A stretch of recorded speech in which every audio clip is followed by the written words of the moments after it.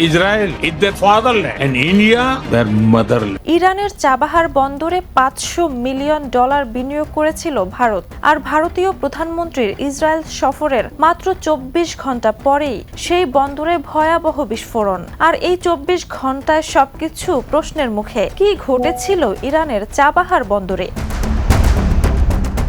ভারত আমেরিকার সঙ্গে রাশিয়ার সাশ্রয়ী মূল্যের তেল আমদানি না করার বিষয়ে একমত হয়েছিল, কিন্তু এর পরপরই আমেরিকা ইরানে তারপর মধ্যপ্রাচ্যে ধ্বংসযজ্ঞ শুরু করে, যেখান থেকে ভারত তার 40% অপরিশোধিত তেল আমদানি করে।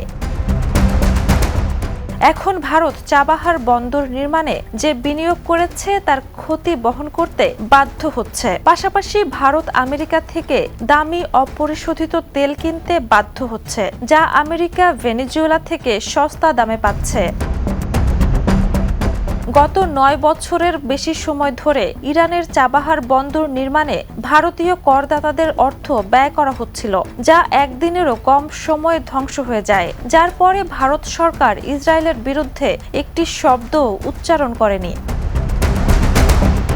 বিশ্লেষকদের মতে এবার ভারত এক পরিস্থিতির সম্মুখীন হয়েছে। একতরফা বাণিজ্য চুক্তির কারণে ভারতীয় ব্যবসাগুলো ক্ষতিগ্রস্ত হবে। যেখানে ভারত যদি তাদের পণ্য মার্কিন যুক্তরাষ্ট্রে বিক্রি করতে চায়, তবে তাদের 18% শুল্ক দিতে হবে, এবং আমেরিকা যখন তাদের পণ্য ভারতে বিক্রি করবে তখন তাদের একেবারে 0% শুল্ক দিতে হবে। ভারতীয় ব্যবসায়ীরা পড়েছে ক্ষতির মুখে, আর এই জন্য দায়ী ভারতের বন্ধুরাষ্ট্র আমেরিকা ও ইসরায়েল। এদিকে ডোনাল্ড ট্রাম্প প্রশাসনের কঠোর নিষেধাজ্ঞা এবং শাস্তিমূলক শুল্ক আরোপের হুমকির মুখে নয়াদিল্লি এই প্রকল্প থেকে নিজেদের গুটিয়ে নেওয়ার প্রক্রিয়া শুরু করেছে। সব মিলিয়ে প্রশ্ন এখন একটাই, মার্কিন চাপ ও আঞ্চলিক উত্তেজনার মাঝে ইরানের চাবাহার বন্দর প্রকল্পের ভবিষ্যৎ কোন দিকে যাবে?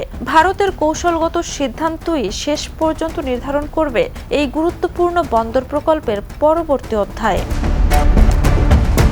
আন্তর্জাতিক ডেস্ক, দ্য নিউজ।